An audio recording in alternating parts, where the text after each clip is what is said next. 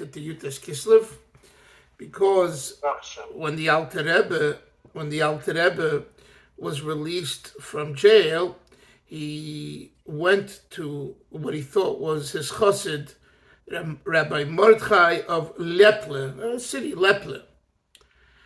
And the building where this chassid lived, Hashem, in his infinite humor,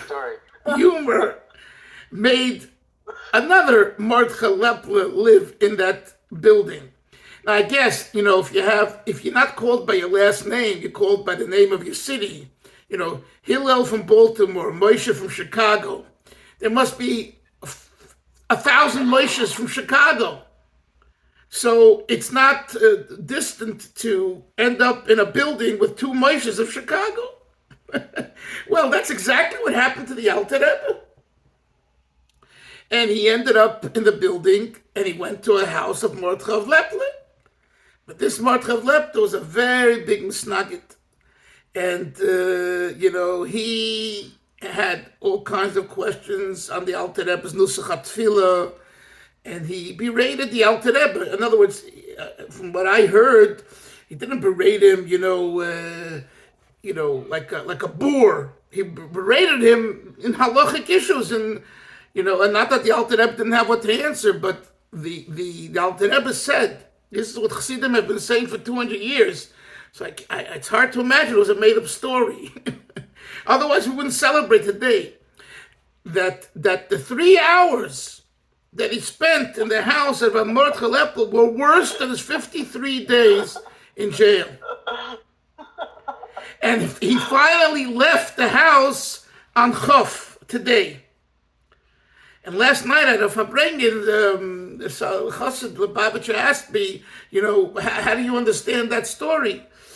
And I said to him, I think it's pretty simple. It's very simple. The Alter Rebbe, the 53 days that he was in prison, yes, the Siba who put him in prison, who libeled against him, were the Misnagdim. But at the end of the day, who conducted the activities in the prison? Goyim, non-Jews.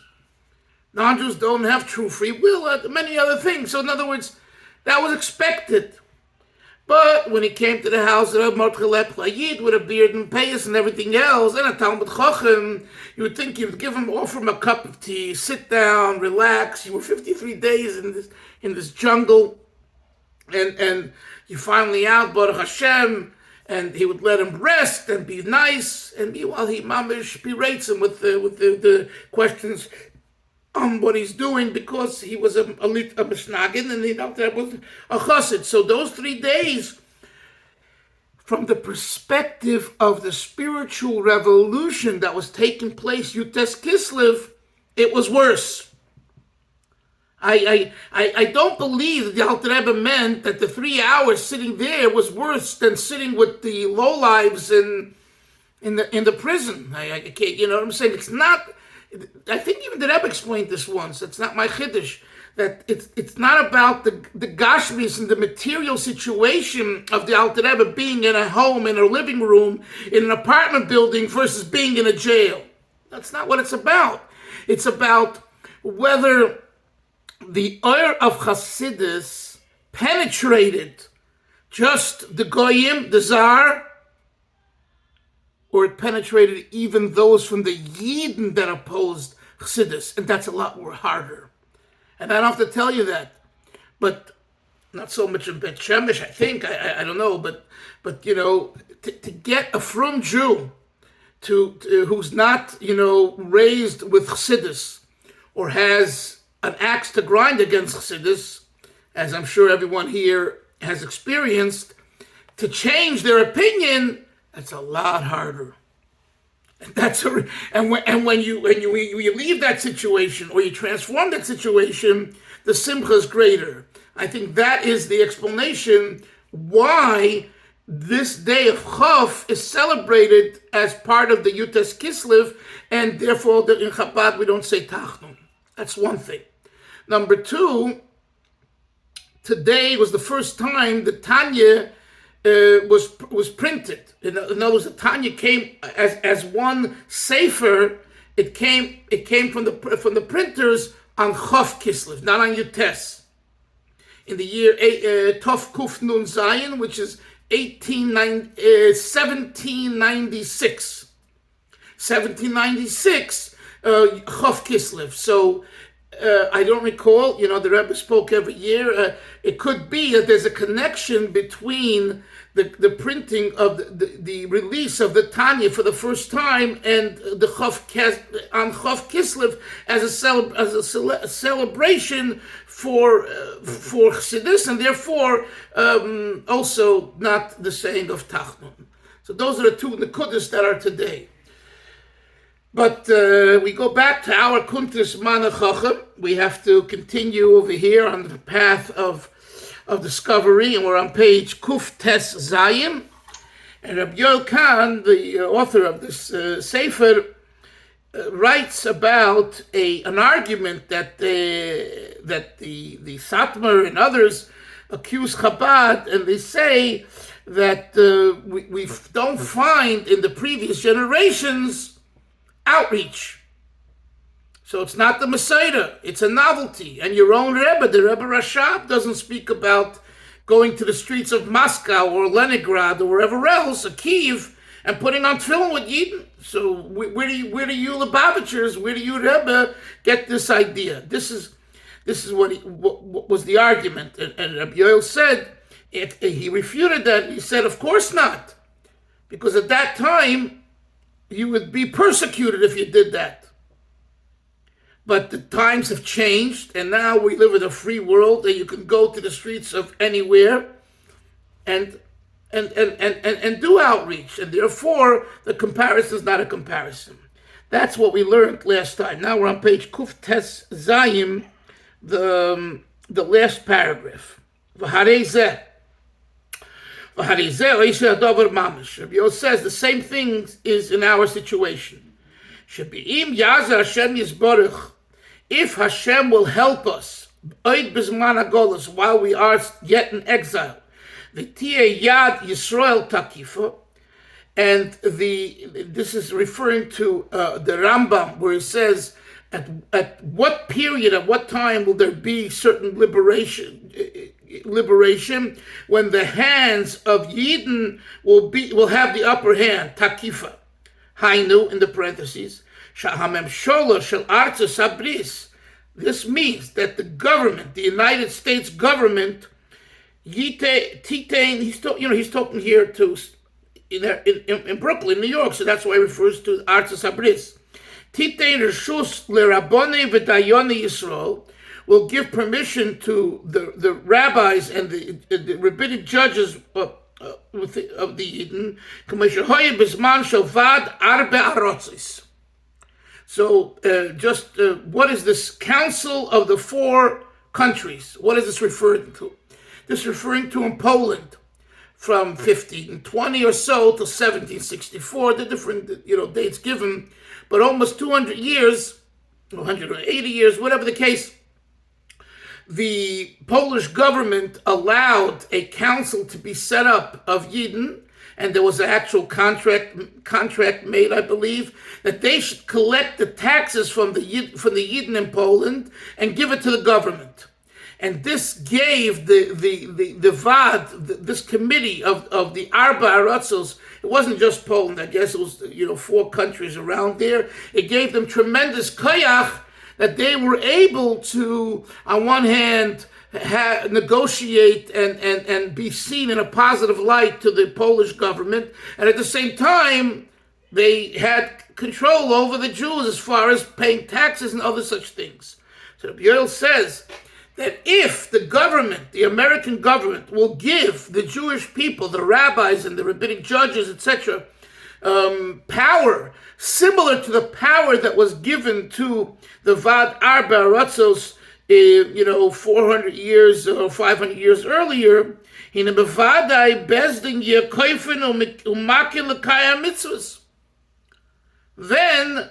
Bezdin, who was given power by the government, would implement what you need to do, and you need to do mitzvahs. And if you don't do mitzvahs, you get a klap, you get a mat, you get a patch.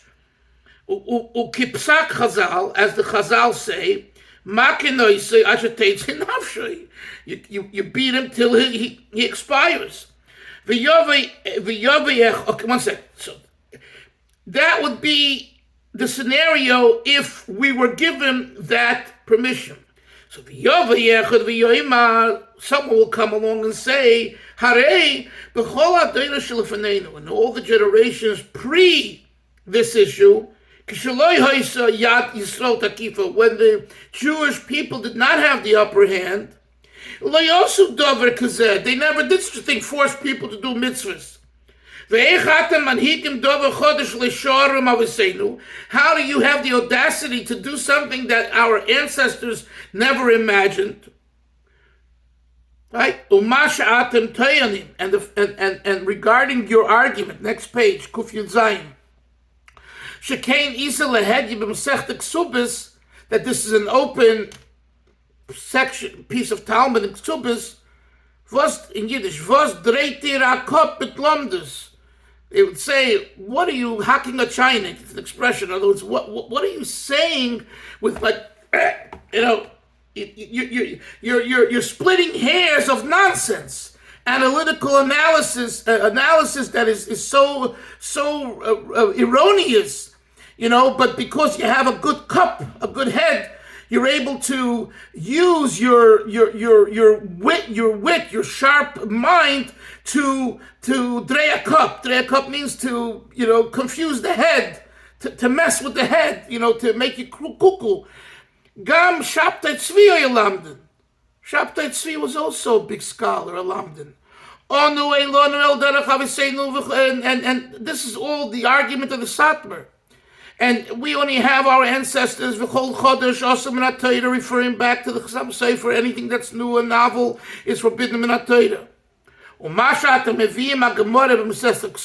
the fact that you bring the Gemara, Harakol HaKoifrim U'Mischatshim Heviu Rayos MeGemara. The same thing we learned, just repeating it. Hey, he says, all scoffers and all deniers over the generations, they were scholars, they will tell me the Chachamim, and they brought rayas from the Gemaras. Just for a moment, this points to a greater issue, and that is, and we discussed it, but it's worth mentioning again, how do you know if a rabbi, a rav, a rebbe, a gadol, whatever title you respect, is telling you something that is right and you have to listen to?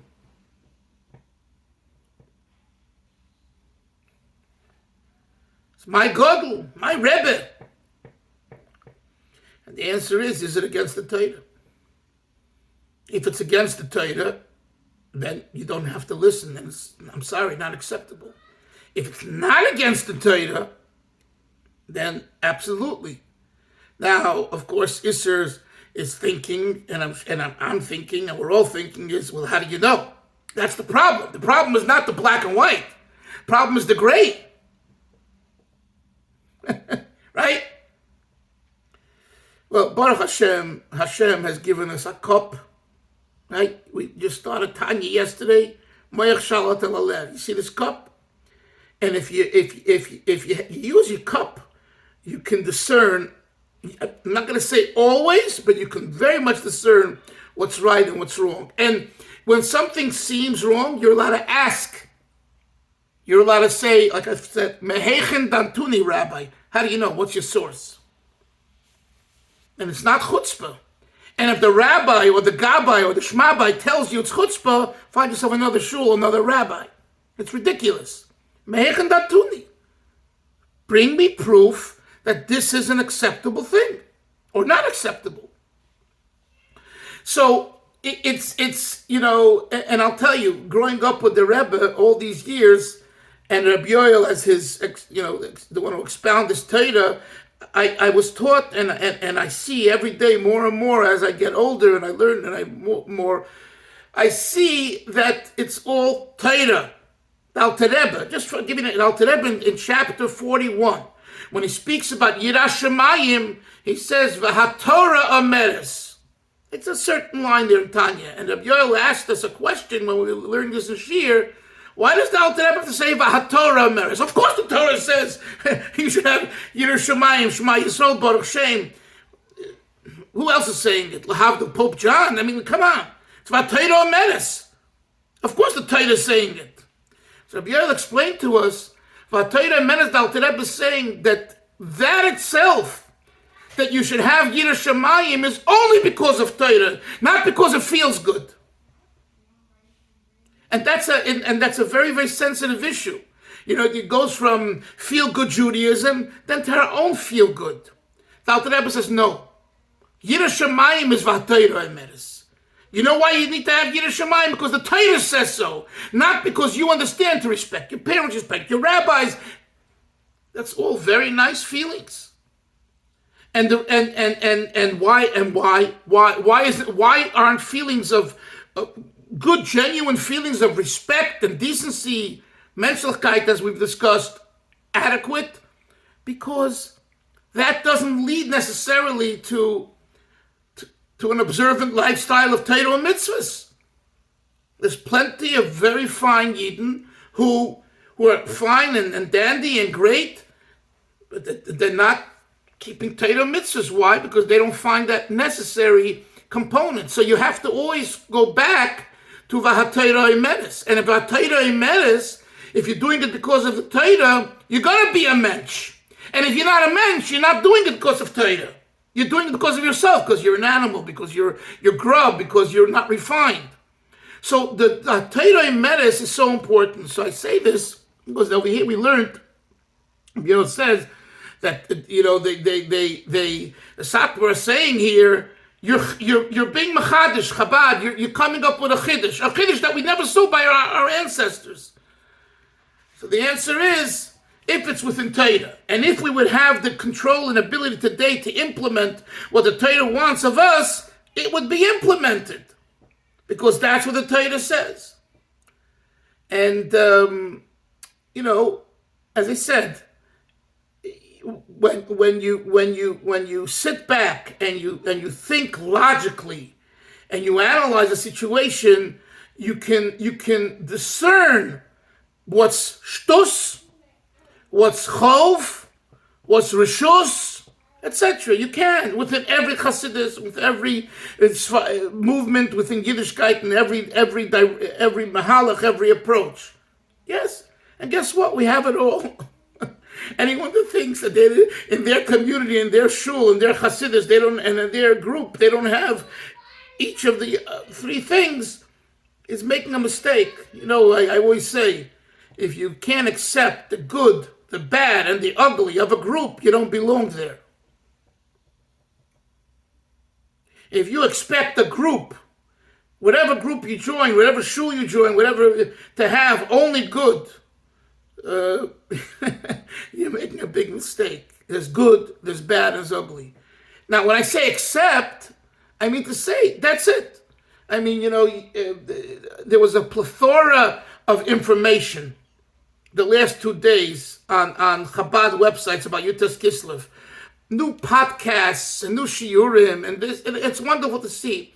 Well, the clincher was last night, and you know, my friends and I, we have a chat, a group chat that we, you know, over there we could we can talk the way we spoke in yeshiva 40 years ago, 50 years ago, because we understand each other. You know, like the fraternity brothers, right? Lahavdil, lahavdil. Anyway, so last night I saw a magazine called Bain, The Bain. And after the word the Bain is words hashmoshes. Bain hashmoshes is the term for twilight. And over the years, it's become a phenomenon that before Shabbos comes in, you drink. And you call it, and you do it when you're not allowed to drink once Ma'ariv starts. So you drink twilight time, before the Chiyuv of Kiddush. It's called Bein Hashmoshes. No? Yesterday, I would never believe it, but some Chabadniks put out the first volume of The Bain. And it's men talking about men's issues as Yidden, as Chassidim, as people. Now, it could be that the content itself has value. I haven't studied, I didn't see it, I just saw it online. But for Yutas Kislev to be about the Bain is, from where I come from, as foreign as it could be. And this is the world we live in. That's the world. And this is part of the world of Chabad today. So you can have Rabbi Leibel Shapiro came from Florida to inspire and meet with the Gedolim and the Rebbes, and then you had Yossi Jacobson come, very, very nice. But guess what, my friends? That's only one part of the Jewish world, the Chabad world. There's so much more going on, and everything together is interesting. So now, what do? You say, well, if this is what Chabad is, I'm checking out.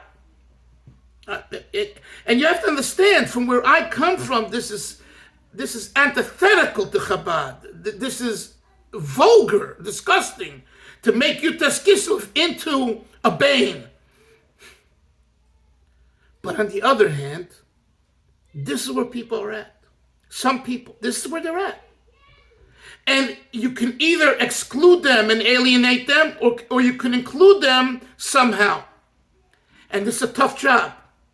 It's a tough job to balance real, authentic, genuine Chassidus and Chassidischkeit of Yutas Kislev and the modernity of the world as it's rapidly developing, from the gender issues creeping into the best of our families, the best of our shuls, and the rabbi and gabbai won't know any longer, or doesn't know any longer, who is a male and who is a female. That's the sad fact of the world. That's on the ground today. So, on one hand, I'm thinking to myself, like, my gosh, look where we've reached. This is Yutas Kislev, the announcement of a new magazine, Bain. On the other hand, be happy that they're celebrating Yutas Kislev, and be happy that they're talking about issues that confront them, and with a good mashpia, and a good rabbi, and a good rav, and a good gabbai, and a good friend. And like I told you, the Fabrengen that I went to, one of the Fabrengens that I was invited to the other night here, there was a group of guys with the hookah, the same type of Bain. These are the Bain guys. And instead of criticizing them and coming down on them, I said a story. I told you, and I sang the niggin, and I saw that their heart wants. So this is what we're dealing with today. This is what we're dealing with. So Rabbi Yoel just is pointing out that, the fact that things were not done before is because the world wasn't ready, the nations weren't ready. But today, outreach is so popular. And that brings me to another, the current events at the time. It's good to talk about them a little bit because, it's for all of us to have the broad knowledge. So I came across another article yesterday, and I sent it to my buddies. Rabbi Pupka, he's a rabbi either in Pittsburgh or somewhere. He comes from a long line of rabbis, really, So he wrote that the Baal Teshuva movement is dead. And he made a very, very strong argument. And one of the arguments, he says, and he loves Chabad, he said, look, I'll give you an example. There was 6,000 Chabad shluchim and at the Kinnis, right? In this year. How many were there when I was a shliach in California in 1985? 80 to 100. That's it. And it wasn't an international Kinnis, and it was very much more intimate. I've told you that too, right? So he says, if you take a look at the comparison, who made more Baal Teshuva, the 80 to 100 versus the 6,000? When he means make Baal Teshuva, he means like us. Yarmulke, beard, families. That's what he means. He's not talking about putting on tefillin with Yidden and a mezuzah. So he says, if you want to talk about hardcore tshuva, Baal Teshuva of the 60s and 70s and 80s to some degree, He says, that's over. Finish. Esha Torahs, or Sameach, this yeshiva in Far Rockaway, Shara Yoshuv, the Chabad Baal Teshuva yeshivas. Take a look and you'll see that they're basically catering now to regular boys and girls who need some help. They can't make it in the regular yeshivas, and they're in this programs. Mayanot is that way. That's from my understanding. Mayanot 20 years ago, 15 years ago, were all college students, non-religious, who came to experience Yiddishkeit. I think that part of the program really has, I don't know if closed completely, but has less. And today it's, become more of a high school, post-high school program. Gewaldig, beautiful. So times have changed. I'm not talking about even the 67, 68 after the war, where there was tshuva in the air, and then people were, from Haight-Ashbury they went to the Kaisel, it was unbelievable. I mean, I wish I was born and around, but I was a young boy at that time. One of my dreams, if I would have been older and lived, it would have been like heaven, meeting all these guys. Because I had a little taste in Morristown in 78, 79, 80 with Baal Teshuva, with the cuckoos. And these guys were geniuses, and we had a Nazir, and it was flying, and I just enjoyed talking to them and dialoguing and arguing and verbringing, and it was great. It was really, really, it was happening, So I got the tail end, a little bit I got, Yes, Hillel. Yeah, just comment on that. Be careful what you wish, Carter. They say like what they say about Woodstock. If you can remember it, you weren't there. Yes, Moshe. Yeah, Rabbi Dalton, with all due respect to Rabbi Pupko, there's no question that times right now, obviously they're not like the 60s and not like the 70s. I mean, I remember when I went to Chappelle's, when I first started Chappelle's in the fall of 1995, they said that, okay, today things are a little different. They said when we first started the yeshiva, let's say 1978, they would sit down with someone who came in and they would say, okay, how long do you plan on staying here? And the young person said, I don't know, as long as it takes. Like, I'm here as long as it takes. And I remember that they said that today, that was in 1995, things aren't like that. Things aren't like that anymore. They said that people were coming in with a little more time constraints. They were sort of in between programs, like university study and so forth. There's no question that times have changed from then. But with all due respect to Rabbi Putko, from what I see at Chappelle's, Rachinoam, from my understanding, what is going on, or Sameach, yeah, there's no question. Ma'anot, perhaps or Sameach, I think Esha Torah. There's no question that they also have needed to create programs to cater to, let's say, immediately post-high school youth, and that, like you said, but there's still plenty of people coming in who are, we'll call classic, Baal Teshuva. So I'm not sure. I don't know, to say the Baal Teshuva movement is dead. I don't know. I find that difficult to accept. Okay, I'm not. I just was sharing. I'm not. I'm not there. I'm in a different world. Yes, Isser, you want to say something? There's a lot going on college campuses now. I mean, I know that I was involved with RJX in New Jersey, but I think that there's almost a different flavor than it was back in our generation in the 80s. It was before the impact of patrilineal descent and so many conversions and things like that. Nowadays, the programs on campuses, they have to worry that they're really dealing with Yidden. Right. There's so many people that think that they're Yidden and they're not. Yeah. And that takes up an enormous amount of energy, kind of dealing with that, weeding them out, directing those people in the right path. It's right. A different scene. It's definitely a different scene. Right. The Chabad on campus, which has grown into like 300 campuses, and is a major force. I know some of the people on the board, and I talk to them and learn with them. So they told me that the number one thing, and it's coming from the shluchim on campuses, is just to get them to commit to marrying a Jew. They have nothing. There's no other expectations. Not yeshiva. And he says if we can just get them to marry a Jew, to come to a point where they just commit to a Jew, we've done our job. That's the situation. Yeah, look. And that's a complicated situation because the person they may be dating may come across as a Jew, and maybe not. Yeah, it's. That's a whole other. Yeah, I know. Believe me, I've had my experiences that, and it's a complicated issue. But Moshe, going back to you, I focused on one point of Rabbi Pupka, not, and I thought I made myself clear.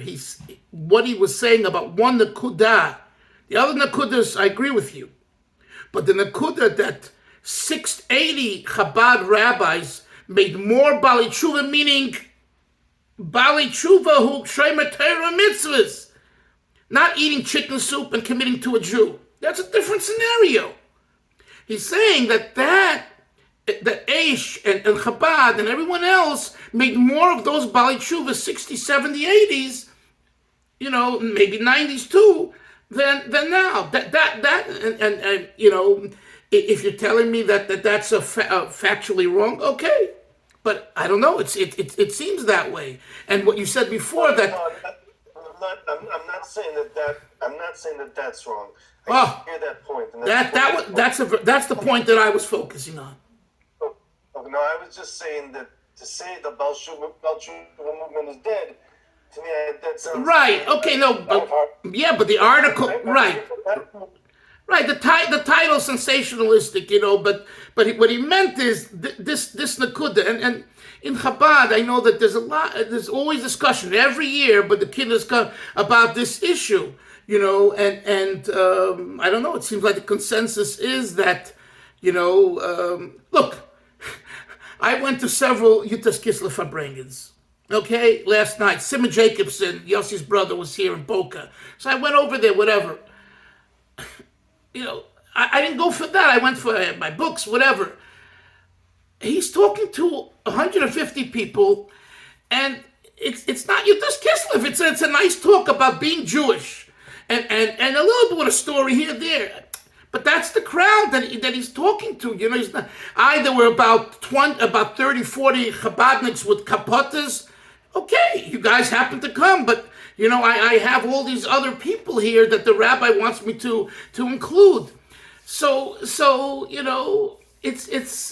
not being it's watering it down, no question about it.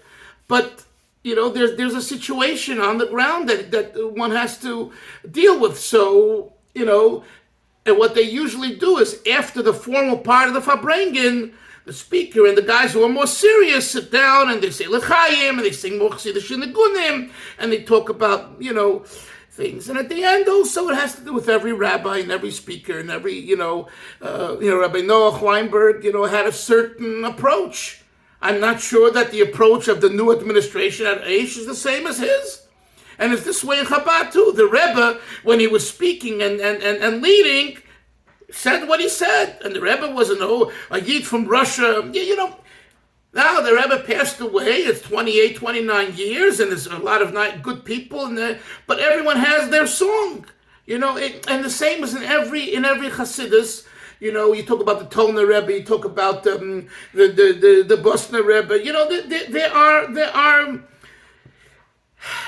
They look at the situation and they have to. They want to include, and that sometimes warrants another style to keep people in. And those that remain with the old kind of rigidity, if they have enough people like Satmar in Williamsburg, no problem. But Satmar in Kiryas Yoel, he according to the guys in Williamsburg is deviated. He's more open to Chabad. What? How can you sit and go to Chabad? They are Zionists. And meanwhile, Rabbi Dennebaum in Palm Springs hosts him for 3 weeks. They built him a shul. They come there. They bring in refrigerators of food. I told you that last year, right? I'm waiting for this year's update from my friend. But he's modern. He's giving a little opening, and it's not just Chabad and other things. So the guys, the Satmars in Williamsburg of the other Rebbe, because there's 2 brothers, as you know, call them like Kofrim. Wow, where do you get the chutzpah to give any room to anyone that supports Zionism, again, as they think we support Zionism? So, yes, Hillel. I actually don't understand that so well. I know there was a split in Satmar, that there were 2 brothers, and that the one was in Williamsburg and the other's in Kiryas Yoel. But are their approaches similar or different? Or similar but different. Meaning one does the opposite. like I say, in other words, the half is one does, the other does the opposite. No, but the opposite of each other. No, but Hillel's. Is there blood between them, like in this new split in the in the beginning, for years, there was bad blood, and if not they themselves, their people, and there was fighting. It wasn't pretty, but it's calmed down. Each one has 10, 20,000 Hasidim and yeshivas and shuls. And each one has a malucha, so it's really calmed down. But in Shita, there's a difference. That the one from Williamsburg adheres to the Reb Yoelish, the one who we're talking about here, and his living hungry in Europe in the streets of Brooklyn, and no compromise, none at all. You're right. Al Kaponim, that's what he says, except for a little English in the school. When he decides it's acceptable, but outwardly, with everything. The other one, outwardly, Hillel will look the same to you. You go into Kiryas Yoel, but in Shita, he's a little more open. I gave you the one example, that he's more open to Chabad. He'll meet with Chabad rabbis, and he'll go to Chabad Palms. He's more open, and it could even be in a Shita with Eretz Yisrael. I don't know how. It could be he's even a little. He doesn't talk or say as much. He allowed Breslev. There's 5 or 6 Breslev Shtiblich in Kiryas Yoel. I've heard that, yeah. And in Williamsburg, I don't think it would go. Chabad doesn't have. I know people. Chabadniks, Satmar became Lubavitchers and others in Williamsburg, and I said to them, friends of mine, I said, why don't you open a little shtibel? He says they would attack us, and we tried, and they made problems for the people coming who are Rebbes in the Vishnitz yeshiva and this yeshiva. You lose your job, just like the Gerra are doing the same type of scare tactics. So they never opened the shtibel in Williamsburg. I just asked my friend a week ago this question. I said, why don't you guys, why are you all clandestine and hiding? I mean, it's like 2023. There are cameras, and anyone touches you, they're going to end up in jail or be, in trouble. What are you scared of? He says it's that they just make all kinds of tzaras for us, and we are not strong enough to fight them, and so we capitulate. So that's the mentality in Williamsburg, but not the mentality in Kiryas Yoel. Now, in Kiryas Yoel, he also told me there was a certain rabbi, I forget his name, he was very charismatic, a chassid, and very Breslov oriented, and he started to pull away people. He called him in, the Satmar Rebbes of Kiryas Yoel, who's the king over there, and he says, you have to stop or move out. So when it touches his belly, then he opens his mouth. You understand? But that's a different nekudah. That's because, I'm sensing rebellion in my own party. That I'm not going to allow. So all of these things, but the etzem zach, if you want to have, and I'm convinced, if I wanted to open up a Chabad shtibel in Kiryas Yoel, he would give me my blessing. As long as, but he would say, I'm sure you'd say, you want to teach Tanya, you want to teach Chassidus? No problem, but I want to know about it. You understand? He wants to be in control, and if at any point he'll feel that kind of his main people are rebelling against him, they don't stop me, But as long as it's within his view of what's acceptable, open a steeple. And that's why it's 5-6 steeple. But this one other guy who's so creative, and he started to kind of pull away people from him. See, these Breslover steeple, when I was there, they're Satmar. They're wearing the white socks, and they're fully garbed Satmar. And the Satmar said that they convinced themselves that Rabbi Yoelish Teitelbaum accepted that Rabbi Nachman, he doesn't mind learning Rabbi Nachman, Rabbi Nosson, and all that stuff. Fine, no problem. So as long as it doesn't contradict the Satmar view of things, he's fine with it. But the guy in Williamsburg, I can't see it. Even though they said that recently there was 5 years ago, whatever, there was a billboard about Breslov there. So it's they're more vigilant. They're more vigilant. Chevra, good conversation. Yutas Kislev, Chav Kislev. Everyone should have only brachas. And again, the Alter Rebbe, the Baal Tanya, who we learn from and respect. Today is still his Yom HaGeula, his celebration day. And what he gave the Yiddish world 200 plus years ago, still, with everything that we've discussed and with all the issues. Moshe was telling me about some of the Fabrengas he went to in Eretz Yisrael, Yerushalayim there, and Bet Shemesh. Yidden are gathering together, Yidden are growing.